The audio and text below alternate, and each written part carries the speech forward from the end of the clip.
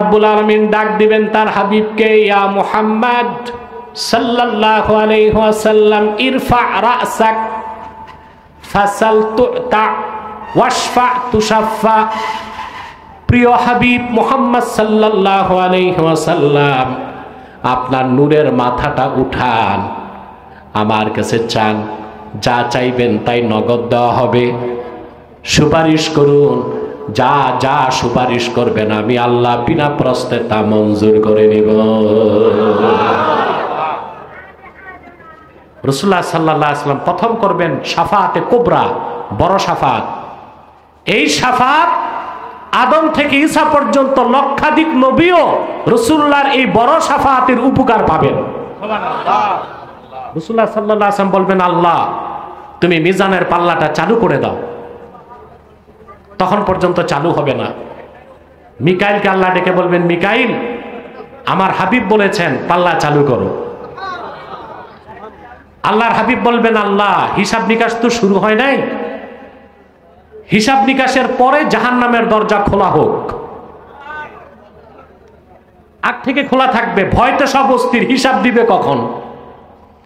আল্লাহ মালিক ফেরেশতাকে ডেকে বলবেন, মালিক আমার হাবিব বলছেন তো জাহান্নামের দরজাগুলো বন্ধ করে দাও, হিসাব নিকাশের পর খুলবে। সুবহানাল্লাহ।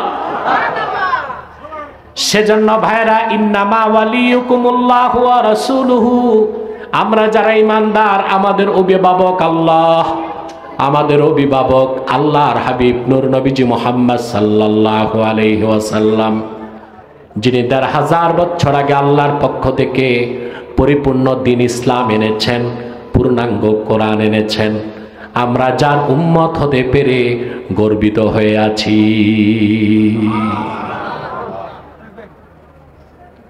তারপরে আল্লাহ তাআলা বলেন, ওয়াল্লাযীনা আমানু, এবং যারা ঈমানদার তারাও তোমাদের বন্ধু কিংবা অভিভাবক, নেতা নেতা। সুবহানাল্লাহ বলেন। কেমন ঈমানদার? আল্লাহ আবার শর্ত দিবেন, আল্লাযীনা ইউকিমুনাস সালাহ, যারা ৫ ওয়াক্ত নামাজ আদায় করে, ওয়া ইউতুনাজ যাকাতা, যাকাত আদায় করে, ওয়া হুম রাকিউন, রুকু অবস্থায়। বলছিলাম না এখানে ব্যাখ্যা আছে? বলছিলাম নামাজ পড়লাম যাকাত দিলাম, এটা তো বুঝি। নামাজের রুকুতে যাকাত দেওয়া এটা আবার কেমন কাজ? এটা আমি 12 থেকে 14টা তাফসিরে দেখেছি। আমি যে মতটা বলছি এই মতটা এনেছেন, অন্যান্য মতও এনেছেন। সেরেফ একটা তাফসির দেখেছি ইমাম নাসাফির লেখা, তিনি হানাফি ছিলেন, বুঝলেন? 700 হিজরিতে তার জন্ম, বহু আগের। ইমামে নাসাফি তার তাফসিরে এই আয়াতের ব্যাখ্যা করতে যে একটাই মত এনেছেন। অন্যান্য তাফসিরে ভিন্ন ভিন্ন মত এসেছে, কিন্তু নাসাফিতে একটাই মত এসেছে। আমি আপনাদের তা শোনাচ্ছি। হযরতে আলী রাদিয়াল্লাহু তাআলা আনহু, তিনি একদিন মসজিদ নববীতে নামাজ পড়তেছিলেন। এমন সময় এক ভিক্ষুক এসে বলতেছে, আতিনি লিল্লাহি শাইআ, আল্লাহর রাস্তায় আমারই কিছু ভিক্ষা দেন। ভিক্ষুকদের অভ্যাস হচ্ছে, এরা কিন্তু সময় বুঝে না। সময় বুঝে? এখন দেখেন না আমাদের দেশে ভিক্ষুকরা লাশবাহী গাড়িতে যেও,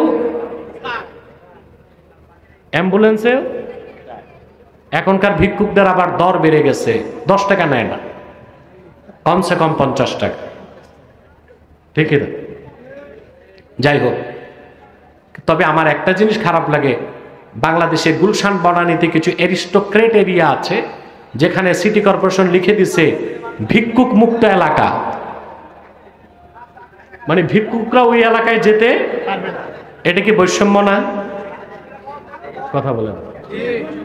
ভিক্ষুক তো এই দেশের মানুষ, ক্যান্টনমেন্টে ঢুকতে পারবে না, সংসদে ঢুকতে পারবে না, গুলশান বনানীতেও যাবে না। এটা কেমন কথা? ভিক্ষুক মুক্ত এলাকা না লেখে বরং প্রত্যেক ভিক্ষুককে পুনর্বাসনের মাধ্যমে চাকরি বাকরির ব্যবস্থা করো, এইটা সরকারের কাজ। ভিক্ষুক মুক্ত এলাকা ঘোষণা করা কোনো মানবিক সরকারের কাজ না। যত মানবতা আর উদারতা আমরা দেখাই সব খাতায় কলমে, বাস্তবে এটা আমরা যে ভিক্ষুক এটা বললাম, এটা হওয়া উচিত না। ভিক্ষুকরা যেখানে খুশি সেখানে। আপনি কি মনে করছেন ভিক্ষুক শুধু বাংলাদেশে? আরে এইখানে কারা ভাই, তোমরা একটু দেখো না।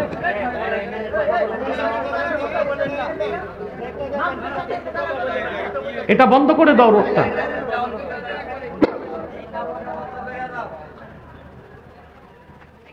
আপনি কি মনে করছেন ভিক্ষুক শুধু বাংলাদেশে?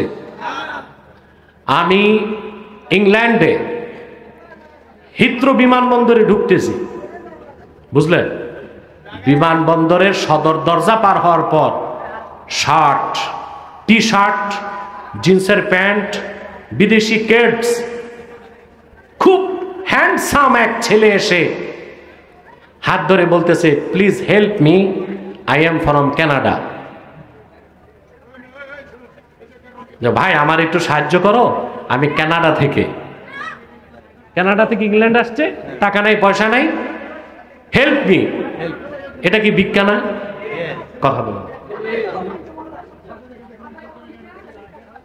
আমেরিকাতে, অস্ট্রেলিয়াতে ভিক্ষুকরা কি করে জানেন?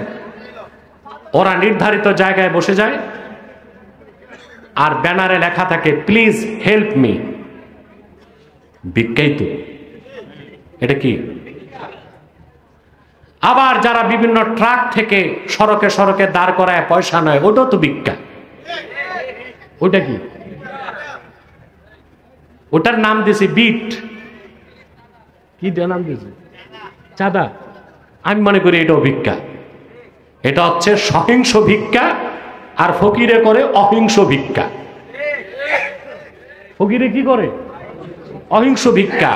আর চাঁদাবাজরা করে সহিংস ভিক্ষা। আর হিজড়ারা করে নির্লজ্জ ভিক্ষা। ভিক্ষারও টাইপ আছে। কোন বাসায় বাচ্চা হয়েছে, 10-12টা হিজড়া চলে আসবে, টাকা না দিলে আর যাবে না। এটা হচ্ছে নির্লজ্জ ভিক্ষা। চাঁদাবাজদেরটা হচ্ছে সহিংস ভিক্ষা, বাঁশ দিয়া গাড়ি থামায়া ভিক্ষা নেয়।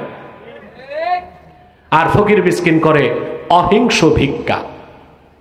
যাক, ভিক্ষুক নিয়ে বহুত কিছু বললাম। বলছিলাম ভিক্ষা পৃথিবীর সব দেশেই আছে। ভিক্ষুক মুক্ত এলাকা ঘোষণা এটা কোনো সরকারের কাজ না। ভিক্ষুকদেরকে পুনর্বাসন করা হচ্ছে সরকারের কাজ, ঠিক না? প্রিয় ভাইরা, মসজিদ নববীতে হযরত আলী নামাজে ভিক্ষুক যে নামাজের মধ্যে বলে আতিনি লিল্লাহি শাইআ, আল্লাহর রাস্তে আমার কিছু দেন। তাফসীরের কিতাব সাক্ষ্য দেয়, ফানাজা আলীয়ুন খাতিমাহু ফাআতাহু, হযরত আলী নামাজের মধ্যে তার আংটিটা ভিক্ষুককে দান করে দিলেন। আল্লাহ রাব্বুল আলামিন হযরত আলীর এই কাজে এত বেশি খুশি হলেন, সঙ্গে সঙ্গে সূরা মায়দার 55 নম্বর আয়াত নাজিল করে দিলেন, ইন্নামা ওয়ালিয়ুকুমুল্লাহু ওয়া রাসূলুহু ওয়াল্লাযীনা আমানুল্লাযীনা ইউকিমুনাস সালাতা ওয়া ইউতুনাজ যাকাতা ওয়া হুম রাকিউন। নিশ্চয়ই তোমাদের অভিভাবক হচ্ছেন আল্লাহ, তোমাদের অভিভাবক মুহাম্মদ সাল্লাল্লাহু আলাইহি ওয়াসাল্লাম। আর মুহাম্মদ সাল্লাল্লাহু আলাইহি সাল্লামের উম্মতের মধ্যে যারা নামাজ পড়ে, নামাজে থেকে দান করে, যেমন হযরতে আলী। নামাজ তখনও শেষ হয় নাই হযরত আলীর, ভিক্ষুক বেরও হয় নাই, আয়াত নাজিল হয়ে গেছে। রাসূলুল্লাহ সাল্লাল্লাহু আলাইহি সাল্লাম মসজিদ নববীতে খুঁজতেছেন কে দাতা আর কে গ্রহীতা। সুবহানাল্লাহ। আল্লাহর হাবিব দেখলেন এক ভিক্ষুক বেরিয়ে যাচ্ছে মসজিদ নববীর দরজা থেকে। রাসূলুল্লাহ সাল্লাল্লাহু আলাইহি সাল্লাম বললেন, হাল আতাকা আহাদুন শাইআ, আমার সাহাবীদের কেউ তোমারে কিছু দান করছে নাকি? তাফসীর কবির ইমাম রাজি হাদিস নকল করেছেন, ফা আশারা ইলা আলিয়্যিন ফাকালা যাকার রাজুল ইয়া রাসূলুল্লাহ। হযরত আলীর নামাজ তো তখনও শেষ হয় নাই, ভিক্ষুক হযরত আলীর দিকে ইশারা করে দেখায় দিলেন, ইয়া রাসূলুল্লাহ, ওই যে আপনার সাহাবী আলী নামাজ পড়তেছে, আমি আল্লাহর খুশির জন্য চাইলাম নামাজের মধ্যে তিনি আংটিটা দিয়ে দিয়েছে। সুবহানাল্লাহ। হযরত আলীর ফজিলতে আয়াতটা খাস, বাকি ইমানদারদের জন্য আম। কথা বুঝতে পারছেন? এখন একটা মাসালা বলতে হয়, হযরত আলী যে নামাজের মধ্যে আংটি দিয়ে দিয়েছেন, নামাজ নষ্ট হয় নাই? প্রশ্ন আসে। আমলে কাসিরে নামাজ নষ্ট হয়, আমলে কলিলে নামাজ নষ্ট হয় না। আমি একটু উদাহরণ দিব। যেমন আপনাদের সমাজে এখন সবচেয়ে বড় ফিতনা হচ্ছে মোবাইল। মসজিদে নিয়ে ঢুকে যান আপনারা, কথা বলেন, দেখা যায় মোবাইলের আপনার কি বলে এটাকে, ওয়ালপেপার, ওখানে কাফের মুশরিক, নায়ক নায়িকা, গায়িকাদের ছবি লাগায় রাখছেন। রিংটোন, নস্টালজিয়া, বিশ্রী উৎকট বাদ্যের আওয়াজ। এরকম মোবাইল নিয়ে তো মসজিদে ঢুকাই আদবের খেলাফ। আবার অন্তত বন্ধ তো করবেন। নামাজের মধ্যে রিংটোন বাজে, মুসল্লি যেগুলোর আগে, ওগুলো তো এত বিরক্ত হয় যে জুতার বাক্স খোঁজে, কিছু বলতে পারে না। কথা বলে, একজন নামাজির রিংটোন কি হওয়া উচিত? বাদ্য না হামদনা, গজল, তেলাওয়াত? তেলাওয়াতটা না দেওয়াই উচিত, তাহলে অন্তত পরিবেশটা নষ্ট হয় না। ঠিক না ভাই? এখন যদি নামাজে আপনার রিংটোন বাজে, কি করবেন আপনি? প্রশ্ন আসে না? এখন দেখা গেল আপনার মোবাইল, কুর্তা, কুর্তার নিচে সালোয়ার, সালোয়ারের ভিতরে পকেট। এই মোবাইল বের করতে আপনার কাজটা কি আমলে কালিল হয় না কাসির হয়? দেখেন, 3-এর অধিক হইলে আমলে কাসির, 3-এর অধিক হইলে।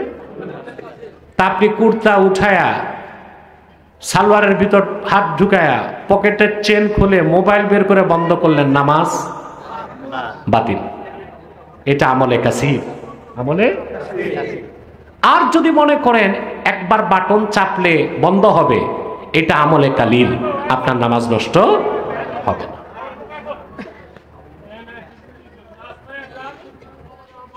প্রিয় বন্ধুগণ, তাহলে হযরত আলী রাদিয়াল্লাহু তাআলা আনহু, কোন রিওয়ায়াতে এসেছে তিনি নিজেও খোলেন নাই, হাতটা তুলে ধরছেন, ভিক্ষুক খুলে নিয়ে নিচ্ছেন। সুবহানাল্লাহ। তাহলে ওনার কাজটা ছিল আমলে কলিল, নামাজ নষ্ট হয় না। কিন্তু এখান থেকে একটা শিক্ষা পাই আমরা, যে ইমানদার নামাজির যে আমলে আল্লাহ সবচেয়ে খুশি হন, এটা হচ্ছে দান খয়রাত। কোনটা? মানুষের উপকার, ক্ষুধার্ত বুভুক্ষ মানুষকে খাদ্য তুলে দেওয়া, গৃহহীনকে ঘর দেওয়া, কুমারী মেয়ের বিয়ে করিয়ে দেওয়া, অসচ্ছল মানুষের বাচ্চাকে স্কুলে ভর্তি করে দেওয়া, এই যে মানবিক সাহায্য সহযোগিতা, এটা যদি আল্লাহ সন্তুষ্টির জন্য হয়, প্রতিটি দান খয়রাত ফি সাবিলিল্লাহ দান করার হয়ে যাবে। বলেন সুবহানাল্লাহ। আমাদের মধ্যে দেয়ার